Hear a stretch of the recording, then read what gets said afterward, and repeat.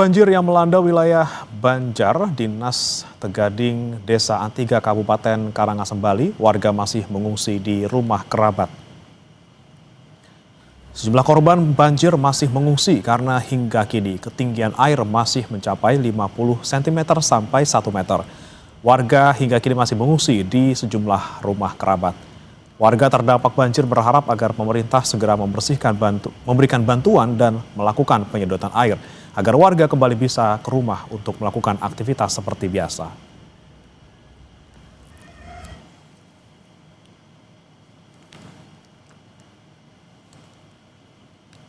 Dan saudara, untuk mengetahui kondisi terkini dan penanganan pasca banjir longsor di Bali, kita akan tanyakan kepada Kepala Pusat Data Informasi dan Komunikasi Kebencanaan BNPB, Abdul Muhari. Selamat pagi, Pak Muhari.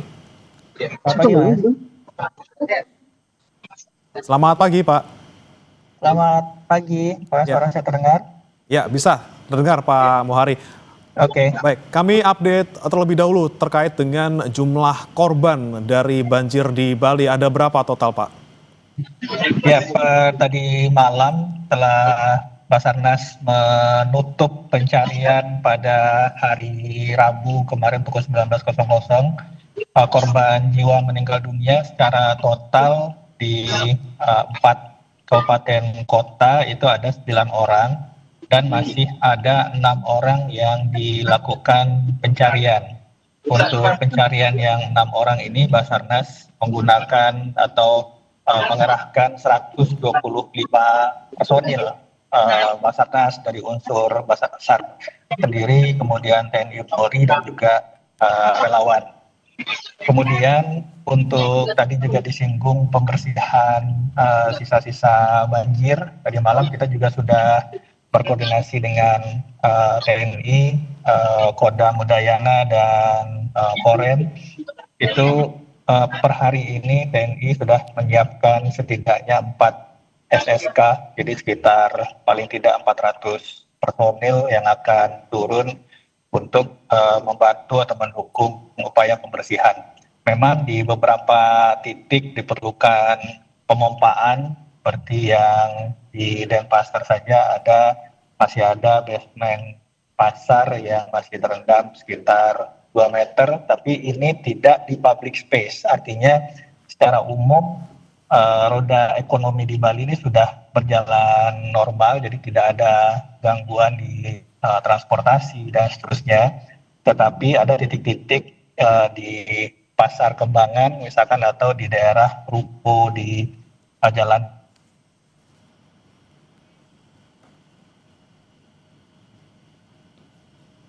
Ya, Pak Muhari. Baik, kami masih akan mencoba memperbaiki saudara komunikasi dengan Pak Abdul Muhari dari BNPB, tapi yang kami tangkap tadi poin-poin terkait dengan data banjir terkini dari Bali, saudara. Ada 9 orang yang tewas, kemudian ini berasal dari 4 kabupaten kota di Bali, sementara masih ada 6 orang lainnya yang masih dicari hingga saat ini.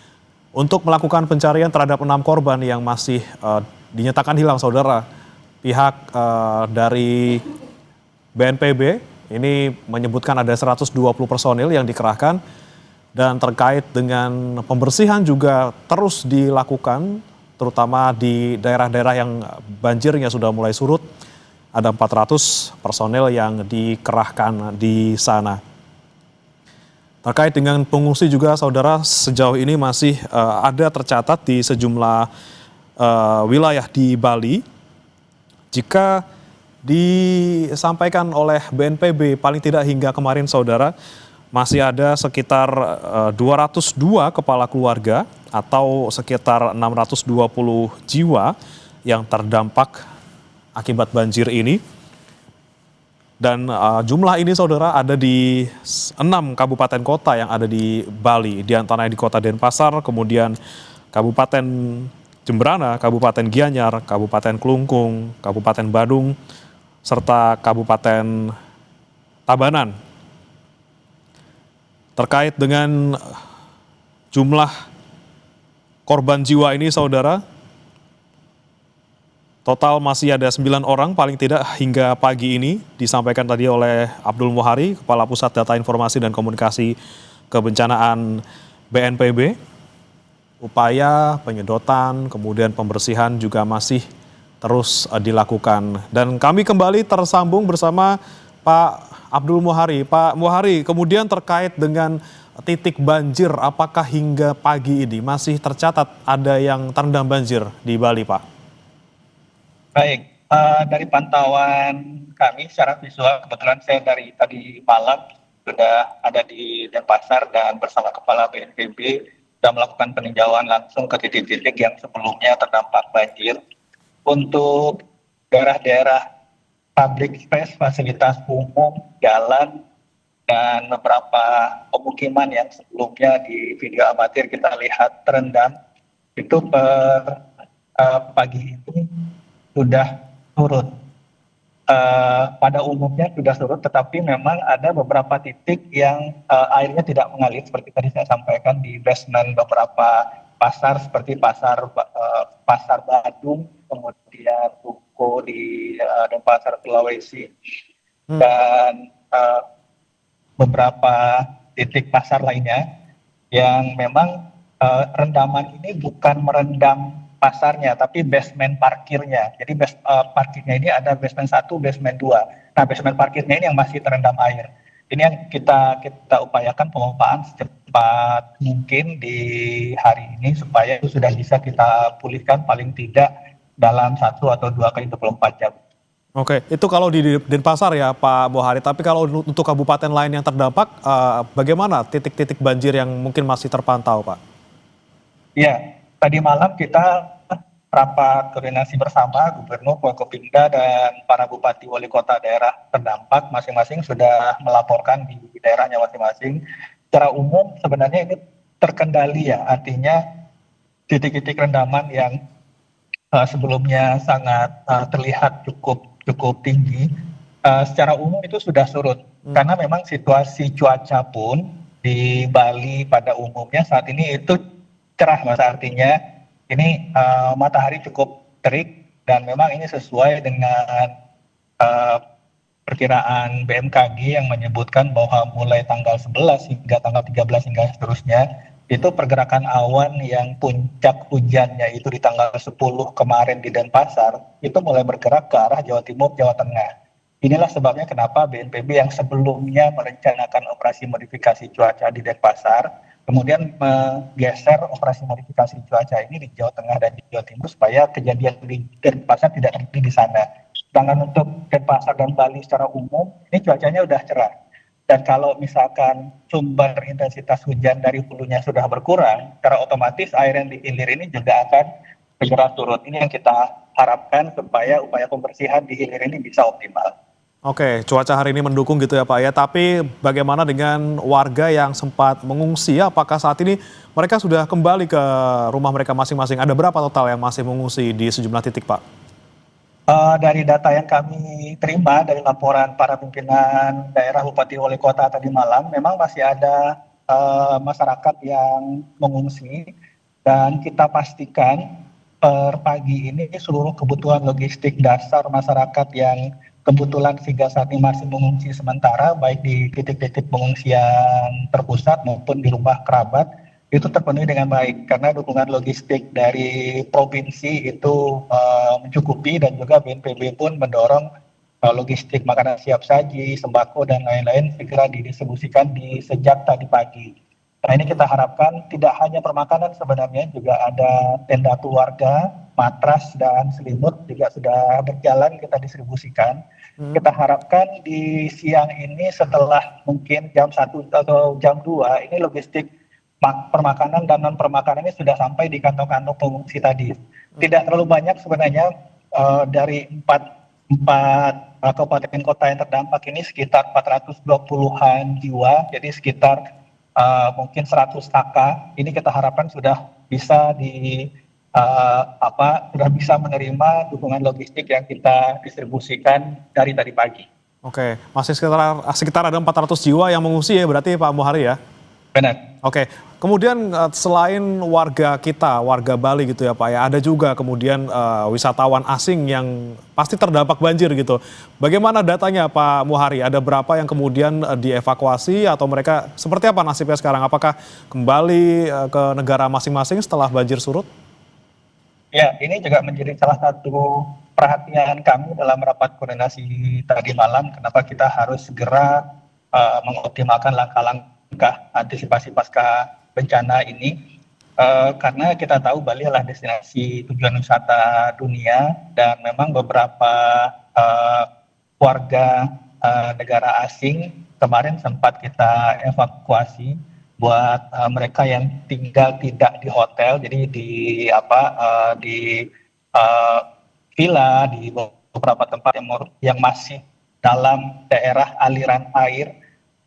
Kemarin sudah kita evakuasi sementara dan mereka kemudian memutuskan untuk pindah menginap di hotel yang lebih aman, dan hingga saat ini untuk di titik-titik evakuasi yang kami pantau itu tidak ada WNA, hampir seluruhnya itu adalah warga Bali.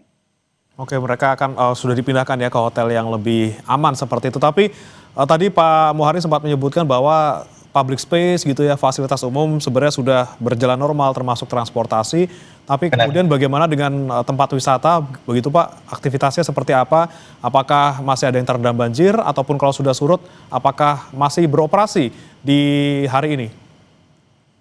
Kalau untuk tempat wisata secara umum, kalau kita berbicara wisata pantai itu tidak ada gangguan yang signifikan ya. Sedangkan karena kita lihat sebenarnya daerah-daerah terdampak dan hitungan dampak serta kerugian yang tadi malam sudah disampaikan oleh pemerintah daerah itu lebih banyak ke bangunan ruko dan pasar. Bahkan untuk rumah masyarakat pun itu dalam data tadi malam itu tidak mencapai 100 rumah yang di data mengalami kerusakan. Tetapi untuk bangunan ruko dan pasar itu memang cukup signifikan. Nah, ini yang fokus kita juga untuk pemulihan segera, karena untuk titik-titik seperti pasar, ruko ini juga bagian dari roda ekonomi masyarakat. Sehingga kemarin kita sudah membagi tugas dengan pemerintah daerah, khususnya pemerintah provinsi, mana yang akan menjadi tugas pemerintah provinsi untuk melakukan rehabilitasi cepat pasca bencana, mana yang menjadi bagian atau diharapkan oleh pemerintah daerah akan didukung oleh pemerintah pusat. Ini juga sudah kita petakan untuk pasar dan fasilitas ekonomi nanti akan dilakukan rehabilitasi pasca bencananya oleh pemerintah daerah. Sedangkan yang berkaitan dengan masyarakat, apakah itu rumah, apakah itu kemudian infrastruktur publik seperti jalan atau jembatan, itu akan didukung oleh pemerintah pusat. Oke, akan didukung oleh pemerintah pusat. Untuk datanya tadi kurang dari 100 ya Pak ya untuk rumah yang terdampak kerusakan banjir Pak. Kami konfirmasi kembali untuk jumlah data rumah yang rusak. Ya. 100, di bawah 100. Kemudian Pak Muhari, terkait dengan status tanggap darurat bencana banjir di Bali, ini betulkah akan berlangsung selama 1 pekan ke depan melihat kondisi saat ini yang sudah mulai surut di sejumlah titik? Ya, untuk waktu atau masa tanggap darurat sebelumnya Gubernur Bali akan menetapkan selama 2 minggu. Tetapi setelah kita melakukan kaji cepat situasi dan kebutuhan penanganan pengungsi maupun rehabilitasi pasca bencana di lapangan dari kemarin sore hingga pagi ini kita lihat secara umum per hari ini Bali sudah terkendali. Artinya daerah terdampak yang akan kita kejar pemulihannya itu terbatas hanya di beberapa titik seperti pengeringan basement pasar, kemudian ada beberapa tempat di Karangasem yang masih terendam di bagian pemukiman, itu juga akan kita percepat pemompahan airnya, sehingga kita harapkan waktu seminggu ini mungkin tidak akan sampai seminggu itu bisa kita optimalkan untuk pengeringan dan pembersihan. Pencarian korban juga kita harapkan dalam 2-3 hari ke depan juga sudah memberikan hasil, karena secara umum posisi dari korban yang diduga hilang ini sudah diketahui oleh teman-teman Basarnas. sehingga waktu 1 minggu ini benar-benar kita optimalkan tidak hanya untuk penanganan pengungsi, tetapi sudah mulai pada rehabilitasi dini pasca bencana, sehingga baik itu fasilitas infrastruktur ekonomi, infrastruktur publik maupun rumah masyarakat yang sudah kita data bisa segera kita mulai rehabilitasi pasca bencananya tanpa harus menunggu fase tanggap darurat selesai. Jadi kita akan optimalkan seminggu ini itu tidak hanya penanganan warga terdampak, tidak hanya pengungsian, tidak hanya pengeringan, tetapi juga mulai pada rehabilitasi dini pasca bencana. Oke, baik, ini berarti pencarian korban masih jadi prioritas, kemudian rehabilitasi juga dilakukan terus. Tapi kami ingin kembali menegaskan kembali Pak, ini menjawab kesimpang siuran informasi dari kemarin terkait dengan jumlah korban. Bisa dipastikan kembali jumlah korbannya ada berapa, yang hilang ada berapa, dan ini mereka tersebar di mana saja, Pak Muhari? Ya, untuk jumlah korban jiwa meninggal dunia secara total itu ada 9 orang. Dan untuk korban hilang itu ada 6 jiwa. Jadi ini sudah dikonfirmasi oleh Basarnas untuk korban hilang yang masih masuk daftar pencarian orang itu 6 sesuai dengan data yang dilaporkan. Sedangkan korban jiwa meninggal dunia yang sudah ditemukan dan teridentifikasi jasadnya ada 9. Oke, baik. Pak Muhari, terkait dengan penyebab dari banjir di Bali, sepertinya di tahun ini menjadi bencana yang sangat besar dibandingkan dengan beberapa waktu lalu gitu. Apa yang kemudian menjadi penyebab utamanya? Apakah memang terkait curah hujan yang tidak seperti biasanya, yang lebih tinggi dari biasanya, atau mungkin penyebab lain yang sekiranya menyebabkan banjir kali ini sangat parah? Ya, saya sendiri sempat berdiskusi dengan beberapa masyarakat di daerah terdampak, bahkan ada yang menyampaikan bahwa selama sejak masyarakat itu ada hidup di Bali, sejak dia lahir belum pernah ada bencana sebesar ini. Dan kemudian kita konfirmasi data curah hujan ke BMKG, dan kita mendapatkan data bahwa di beberapa titik, tidak hanya satu titik, itu intensitas curah hujan mencapai 385 mm per hari dalam 24 jam. 385 mm ini kalau saya asumsikan mungkin curah hujan lebih kurang 1 bulan secara normal itu tumpah dalam 1 hari. Oke, jadi memang ada anomali curah hujan ya Pak ya? Di mana seharusnya dan itu tidak hanya di satu titik. Di beberapa titik di 4 kabupaten kota ini ada yang 285 mm, ada yang 340 mm, sehingga benar-benar ini intensitas hujannya sangat ekstrim. Jadi meskipun mungkin drainase, ada permasalahan di tata ruang dan seterusnya, tapi tidak bisa dipungkiri bahwa intensitas curah hujan pada tanggal 9 dan 10 itu sangat tinggi. Oke, terakhir Pak Muhari, dari BMKG apakah sudah memberikan informasi kepada Anda juga terkait dengan seminggu ke depan potensi curah hujannya seperti apa? Apakah mungkin akan terjadi juga seperti hari Selasa maupun Senin kemarin? Kita sudah mendapatkan perkiraan cuaca dari BMKG, seperti tadi kami sampaikan bahwa puncak intensitas curah hujan di kawasan Bali dan sekitarnya ini sudah lewat di tanggal 9 dan 10 kemarin.